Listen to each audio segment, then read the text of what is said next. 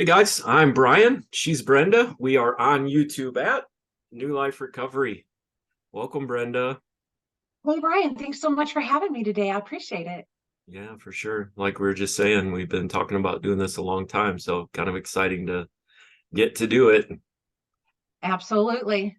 You know what I was thinking? We should practice a high five. Like if we could see what yeah. Okay. We'll practice that. Or Oh, fist bump, depending on right. COVID Okay. Okay. regulations. I like it. I like it a lot. I'm up in Northwest Indiana. I assume you're down by Indianapolis somewhere. I'm a little south of Indianapolis, in Mm-hmm. Columbus. Wasn't Mm-hmm. really familiar with the city until I moved here, but it's a very nice city. Right on. Awesome. Well, what resources do you have for us today? Today, I have the most excellent resource, and really it's for everybody. It's called Overdose Lifeline, and you can get there by going to Overdose Lifeline, exactly as it sounds, but it's a .org, so there's no dots, dings, or dashes in Overdose Lifeline until you get to .org. Once you go there, on their homepage, they're going to have a resource where you can get fentanyl test strips, xylazine test strips, and free Narcan sent to your home for free. They don't even ask for postage. You can get Narcan nasally, or you can get Narcan even with a needle intravenously, right? And you can get more than one. They don't ask for postage. It's a great resource. You should try it out. I have it. I think it's, for being a human out there, being humanity, out there peopling, it's a good resource. Yeah, for sure. Could save a life. Absolutely. In fact, just super quickly, I heard about someone that requested this. They actually had the Narcan in their mailbox. Some person came knocking on their door. A person was overdosing in a car in front of their house. And the woman said, I have Narcan in the mailbox. It's like, thank you, Lord. A life was saved just like Woo! that. Like, I don't even recommend keeping it in your mailbox, but sometimes it gets at the right place at the right time. And how awesome to have that resource when somebody needs it.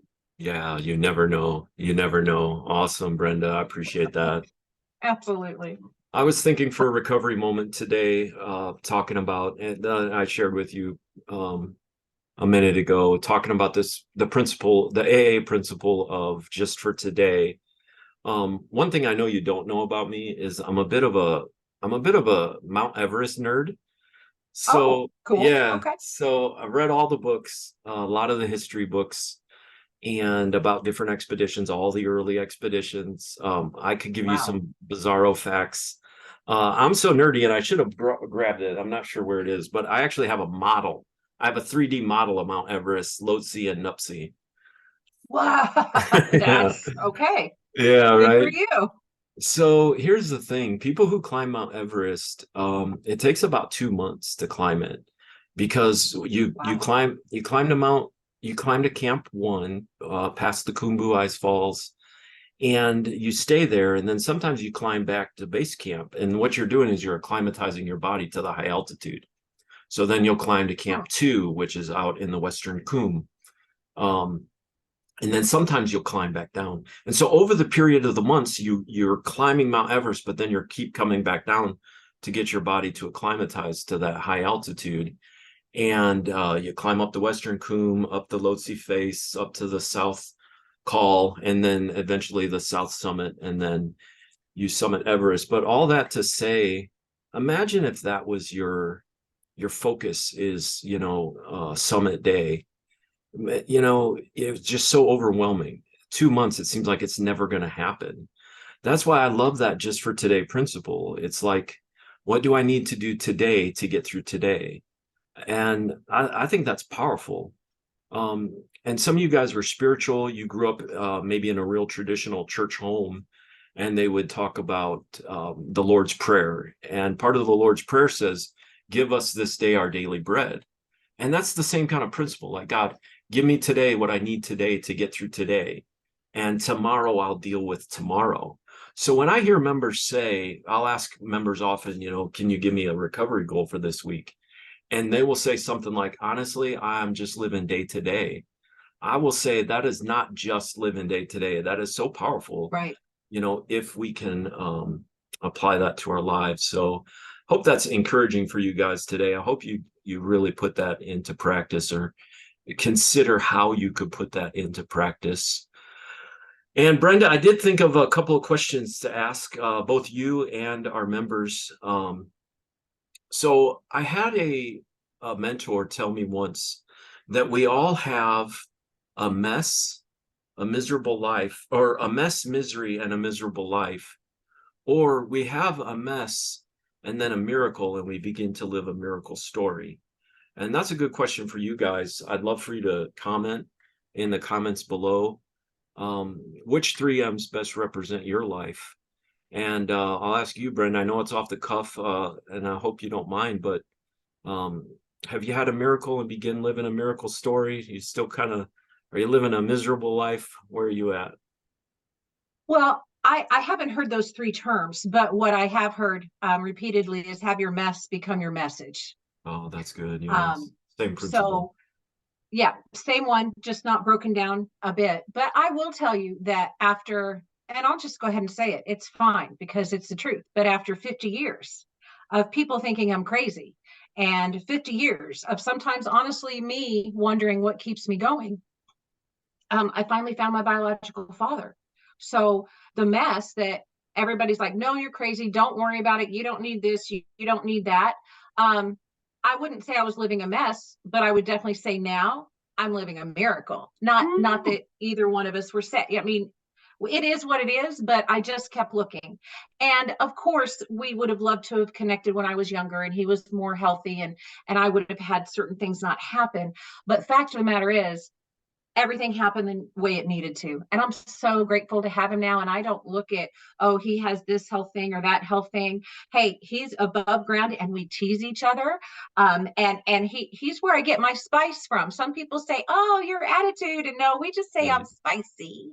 So I think sometimes you just have to hold on to, you have to hold on and protect what's in your heart, even if nobody else understands. And even if you don't understand, you don't have to share it. You can just protect it and just stand on the principle that this is what you believe. And you do have other people to support you, whether it's a mentor or a book. You have something to see you through. And you may cry, but you know, I used to tell my teenagers that tears are antifreeze for the soul. If you don't use them, you'll get frozen up. So when you Woo! feel like crying, when you feel like there's a mess, get a big old glass of water and just drink it and just cry and get it out. And dudes, this goes for you too, okay? Crying is not proprietary to women. That's right. Men, y'all need to not be frozen up either. And you don't need to do it in front of us to prove anything. Just do it to yourself. That's going to be the hardest part. I find that myself. It's the hardest part. So long answer to I'm living a miracle because of the mess that became a message, Brian. Yeah, that's so good, Brenda. I really appreciate you sharing and being vulnerable with that. I think all of our stories are very different, but Mm-hmm. same too. I definitely made a mess of my life, of my marriage, and God's been so faithful and kind of put things back together. And I think if you were to ask my wife, she'd say we're in the best place we've ever been, uh, Great. and it's all because of God and the grace of God and my wife putting up with me all these years. But And you doing the work, and your wife doing the work, and yeah, me doing the work, and Bio yeah, Dad doing the work. The thing is, you don't realize it's work when you're just trying to make yourself better, one day at a time, one situation at a time. What did you say earlier? What? yeah, just for today. Just for Yeah, today. that's so good. So another question we can ask, and I'll pose this to you guys in closing. Um, as Brenda and I, are kind of trying to figure this thing out and how we can best serve you guys with doing these little videos. Is there a good name for this? What should we call this? Should we have a catchy name, Brenda and Brian? I don't know. What do Brian you and guys Brenda, B squared to the higher power. What? what do you guys think? Give us Let us know. yeah, give us something. Brenda, it has been a delight spending time with you. Oh, by the way, about the tears. So this is interesting.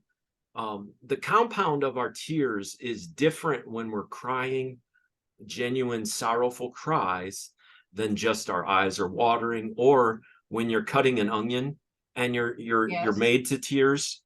It's a different chemical compound. So I didn't know psychology, that. we believe that there is a physiological purpose in tears.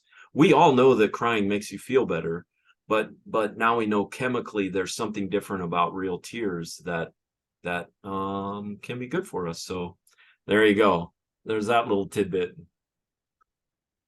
I'm just gonna throw something in real quick. Okay. You know, God counts your tears and he Mm, collects them. They don't mm, go to waste. mm. I'm just putting that in there. You can do whatever with that. That's good. That's good. Guys, we love you. God bless you. And until next time, be good. We'll see you next time. Thanks.